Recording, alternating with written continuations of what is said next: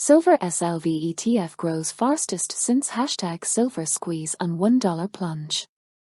Gold retreated from new 9-month highs Tuesday, and silver also edged lower after recovering all of yesterday's $1 down spike, spurring the heaviest one-day inflows to the giant SLV silver ETF since the attempted #silver squeeze price ramp peaked 2 years ago next week.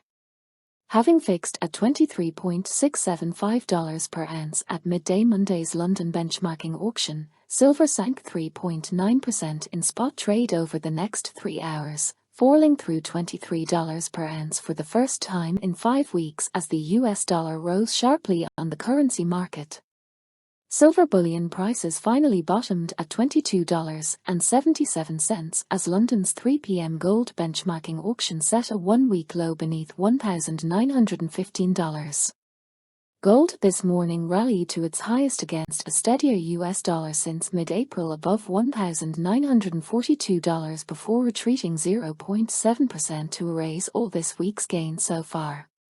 With China's wholesale bullion markets shut meantime for the Lunar New Year Spring Festival holidays, silver's largest buyer is out, says a note from Swiss refining and finance group MKS PAMP. That means predatory selling can capitalize on an asset class that has traded weakly, seemingly hitting stops through $23.60, having been a laggard to gold's resilience all year, with notable selling from the East and perhaps producer-related flows keeping prices capped. Silver spiked down to 6-week lows in dollar terms on Monday, saw the heaviest one-day inflows to the iShares Silver Trust since the 2nd of February 2021, peak of the #silver squeeze ramp by anonymous voices on social media. That phenomenon grew the giant ETF by 3,416 tons in 3 sessions and took bullion prices within 1 cent of $30 per ounce. Yesterday's SLV inflows were equal to more than 8 days' global mine output.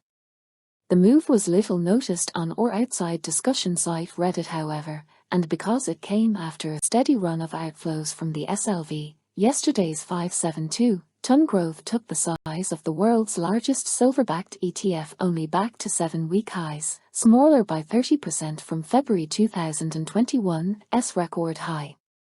Like gold, whose major gold ETF trust funds were unchanged in size Monday, silver will also benefit from this year's favorable macro environment of a weaker dollar, falling yields and still high inflation, says a 2023 precious metals outlook from Japanese automaker and conglomerate Mitsubishi. U.S. interest rates will rise by just 0.25 percentage points at next week's Federal Reserve meeting, says Now Universal betting on futures contracts at the CME Derivatives Exchange. Rising to a ceiling of 4.75%, the Fed's policy rate will then end 2023 unchanged according to 4 in 5 bets on December's decision.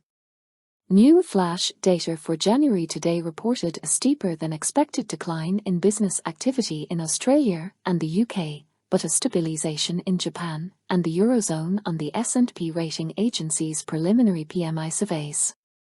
US economic activity is shrinking for the 7th running, S&P then said, but the pace of decline is the slowest since December. Although regional economic slowdowns do create headwinds for industrial demand, says Jonathan Butler at Mitsubishi's Precious Metals division, some of silver's key growth areas in the solar PV space and in vehicle electrification are already baked in from prior investment decisions and long-term market trends. Limited mine supply growth and rising demand will push the market into a fundamental supply-demand deficit this year, which, combined with depleted stocks on exchanges, should keep market conditions tight and provide underlying price support.